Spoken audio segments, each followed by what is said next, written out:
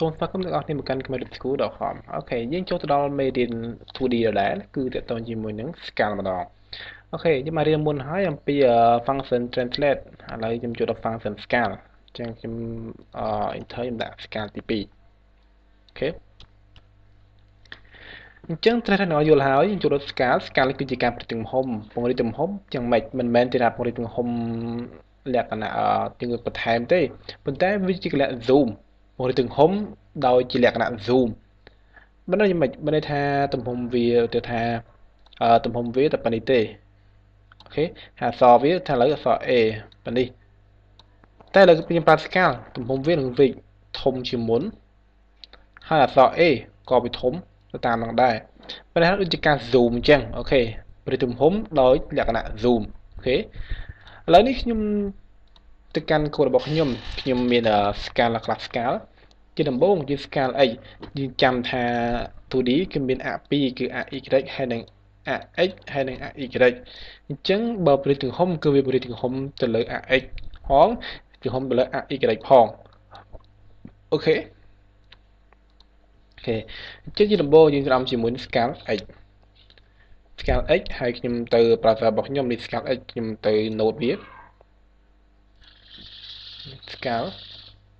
គូវាហើយនេះជា x ហើយខ្ញុំទៅវាយកូដ scale x ខ្ញុំឲ្យតម្លៃវាប្រមាណscale គឺយើងតម្លៃដែលបញ្ចូលប៉ារ៉ាម៉ែត្រនេះគឺជាលេខមិនមែនជារង្វាស់ខ្នាតដូចជា px ដូចជាភាគរយទេគឺយើងប្រើជាលក្ខណៈលេខឧទាហរណ៍ខ្ញុំឲ្យ1ខ្ញុំទៅ refresh page ដែលផ្លាស់ប្ដូរទេតែនៅពេលខ្ញុំប្រើ2ទៅ scale x ប្រើ2នៅពេលទៅ refresh page នេះវានឹងពង្រីកខ្លួនអូខេវានឹងពង្រីកទាំងសងខាងមិនមែនពង្រីកតែមួយខាងទេពង្រីកខាងឆ្វេងផងខាងស្ដាំផងនេះពង្រីក50%ស្ដាំហើយនឹង50%ទៅឆ្វេងបានន័យថានៅពេលដែលយើងដាក់ថាប៉ារ៉ាម៉ែត្រ2បានន័យថាយើងដាក់ scale x ហើយដាក់ប៉ារ៉ាម៉ែត្រ2នេះគឺមានន័យថាយើងចង់ឲ្យ element ហ្នឹងពង្រីកខ្លួន1គុណនឹង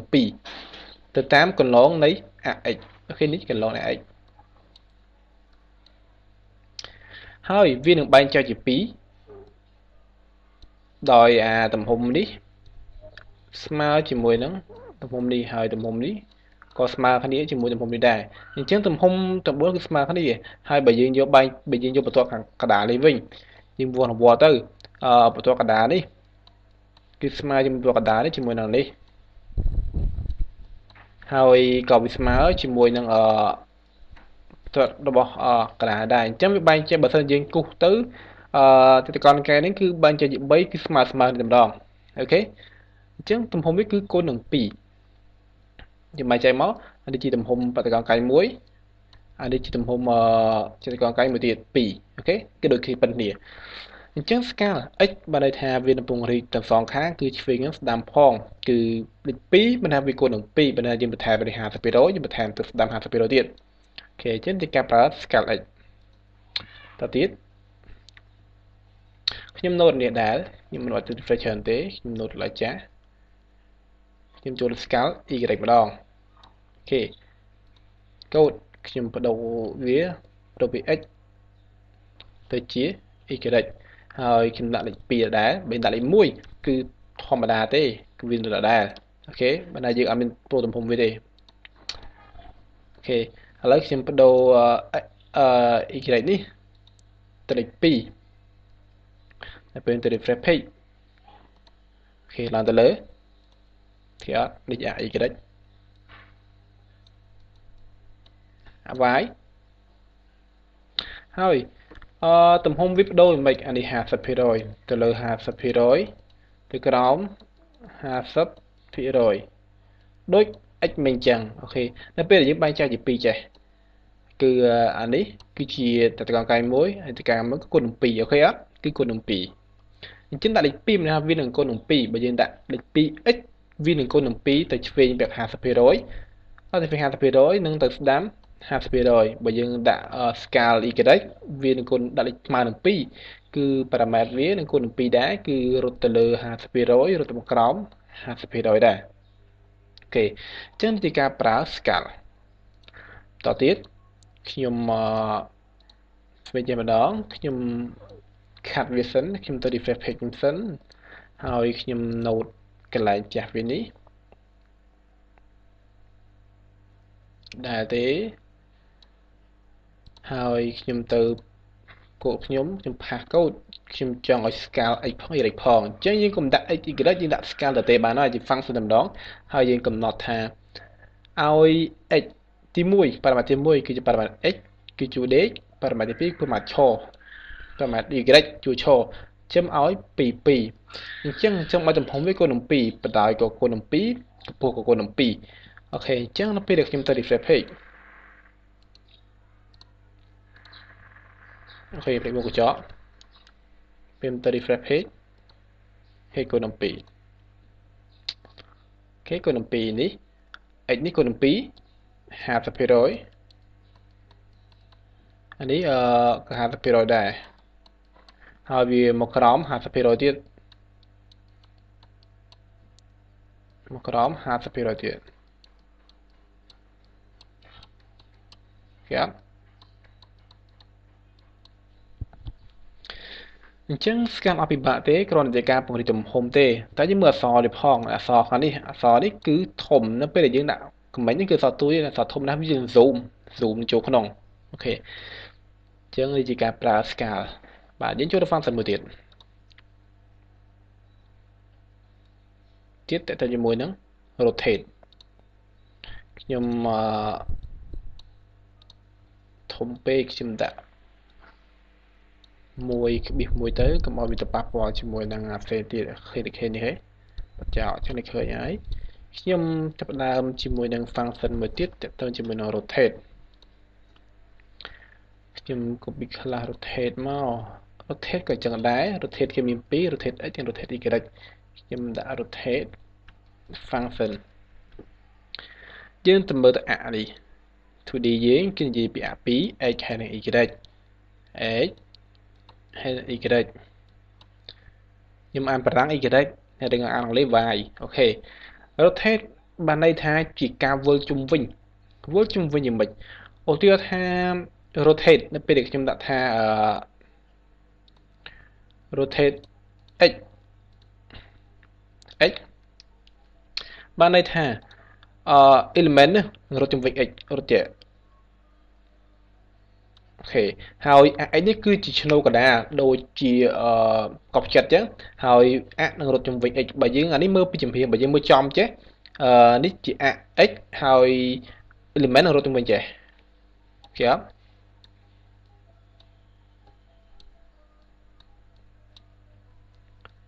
វារត់ជុំវិញអញ្ចឹងវិលជុំវិញហើយ x គេនៅចំកណ្ដាលបើយើងមើលចំពីមុខហើយយើងមើលពីចម្រៀងខ្ញុំគូចម្រៀងនេះជាការរត់ជាមួយ x អូខេឥឡូវខ្ញុំតាមម្ដងខ្ញុំដាក់ថា rotate x គឺដាក់ថាប៉ុន្មានចេះខ្ញុំដាក់ថា0 degree ហើយខ្ញុំទៅ refresh page អត់ដែរអូខេអញ្ចឹងនៅក្នុងការ rotate x គឺយើងគិតជា degree គឺ0 degree ហើយទៀតថាខ្ញុំដាក់20 degree នៅពេលទៅ refresh page វាយើងផ្ដេកមិនមែនជាផ្ដេកទេគឺជាការ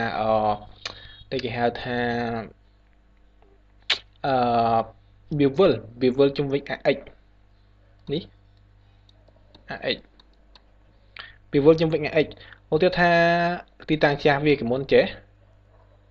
គេអត់ទីតាំងចាស់វាគឺធំនេះហើយនៅពេលដែលយើងមើលចំដូចប្រទេសក្តារវិញយើងយកប្រទេសក្តារវាមកដាក់ពីមុខយើងតែមកយើងវិលថាយើងត្រឡប់ទៅក្រោយយើងឃើញយើងខ្លីអូខេខ្លីបើយើងមើលពីចម្រៀងវិញនេះជាក្តារមួយហើយយើងមើលពេលដែលក្តារយើងប្តេជ្ញាទៅក្រោយវាថាវិលជុំវិញជាមួយក្តារនេះមួយទៅពេលក្តារវិលចេះអូខេអញ្ចឹងកន្លែងនេះវាលែងទៅជា ទីតាំងអ្វីហើយគឺទីតាំងចាស់ទេអញ្ចឹងវាហ្នឹងទីតាំងចាស់វាគេអត់តាំងចាស់អញ្ចឹងដល់ពេលយើងមើលចង់ពីមុខបើយើងមើលពីចំហៀងឃើញវាផ្ដេកចេះតែបើយើងមើលចង់ពីមុខអានេះវាខ្លីអូខេបបាយបដោយនេះអឺបបាយនេះហើយនឹងបបាយនេះឃើញខ្លីអត់ដល់ទេវាគួរត្រង់ទៅ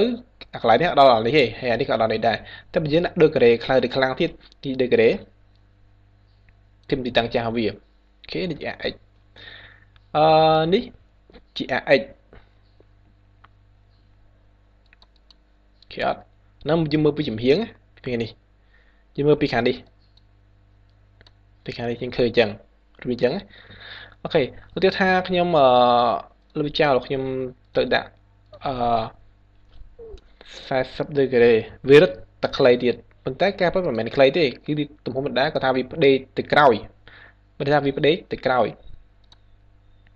នេះ x ហើយវាផ្ដេកទៅខាងក្រោយអូខេនេះខ្ញុំដាក់សញ្ញាព្រួយចេះបើណាវាផ្ដេកទៅខាងក្រោយអូខេអាហ្នឹងថាវិលដូចជាការវិលដូចទាំងអមវិលដូចកង់ក្លាកង់ម៉ូតូវិលអញ្ចឹងអូខេដូចជាការវិលទៅខាងក្រោយវិលជុំវិញ ax អូ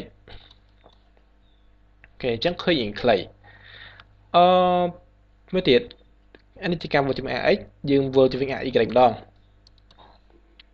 ឬចោលខ្ញុំបដូរវាទៅជា y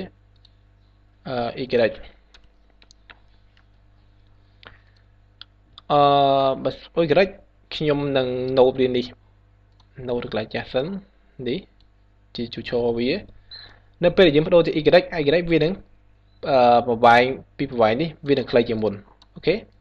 ឡើយខ្ញុំទៅ refresh page ខ្លីជាងមុនយើងមិនមែនការពិតទៅវាមិនមែនខ្លីទេបើអ្នកនរនេះមើលចំទៅវាមិនមែនខ្លីទេការពិតទៅវាគ្រាន់តែវិលជំវិញ a អូខេវាគ្រាន់តែវិលជំវិញ a y វាវិលនៅពេលវាវិលដូចខ្ញុំយកក្តារមកចឹងនៅពេលវាវិលវានឹងវានឹងលក្ខណៈយ៉ាងខ្លីឃើញទៅយ៉ាងខ្លីដូច x មិនចឹងអូខេអញ្ចឹងជាការវិលចេះតែ x ចេះវានឹងវិលជំវិញ ax អូខេបើ y វានឹងវិលជំវិញ ay នេះជាការ rotate នេះគឺជាការវិលជំវិញ a មួយដូចថាយើងដាក់rotate y វានឹងវិលជំវិញ y rotate x វានឹងវិលជំវិញ x អូខេឥឡូវខ្ញុំចង់ឲ្យវាវិលទាំងពីរម្ដងគឺវិល x y ខអញ្ចឹងយើងមិនចាំបាច់ដាក់ y ទេដាក់ rotate បានហើយ rotate បន្តមកទៀតពេលដែលវាដាក់ rotate វាវិលយ៉ាងម៉េចវិញពេលដាក់ rotate វាអត់វិលជាលក្ខណៈជំវិញ x y ទេគឺវាវិលត្រង់ចំណុចនេះចំណុចកណ្ដាលនេះអូខេពេលដាក់ rotate 40ដឺក្រេវានឹងវិលជាមួយនេះអូខេវិលជាមួយចំណុចកណ្ដាលនេះ x នេះជឿបើមិនជឿជាមួយខ្ញុំទៅ refresh page អូខេនេះវាជាមួយកណ្ដាលនេះទីសោះយើងកំណត់ប្រហែលដឺក្រេ20ដឺក្រេ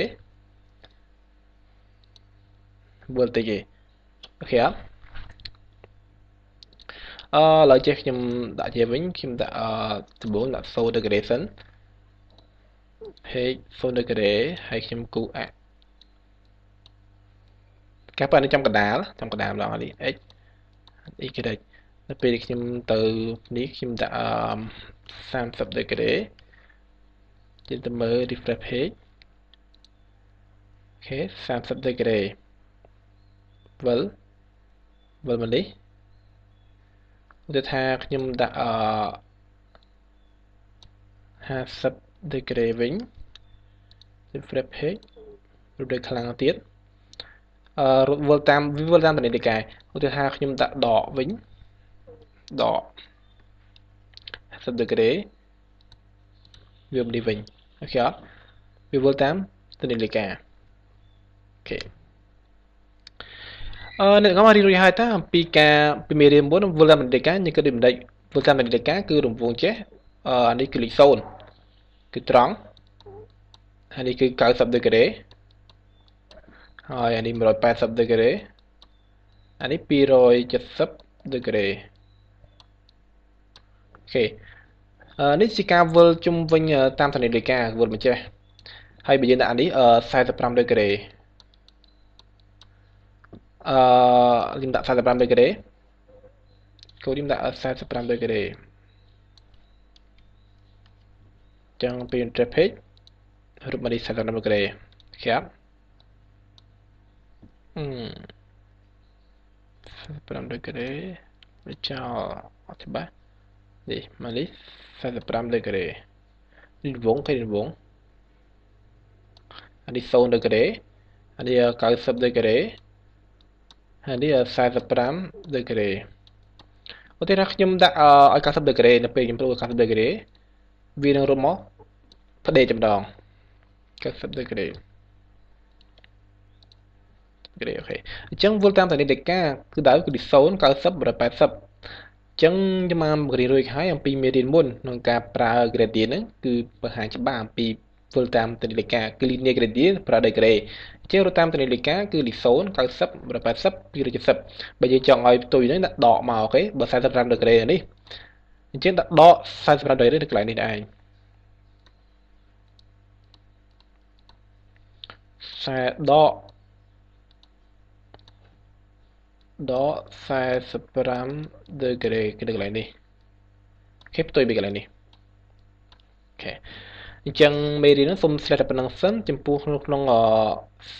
ហើយបានមិនមែនអូខេបាន scale ហើយនឹង rotate ហើយនឹងសល់ screw ហើយនឹង matrix អូខេអញ្ចឹងមេរៀនសូមឆ្លៀតប៉ុណ្្នឹងសិនយើងជួបគ្នានៅមេរៀនក្រោយទៀតបាទសូមអរគុណបាយបាយ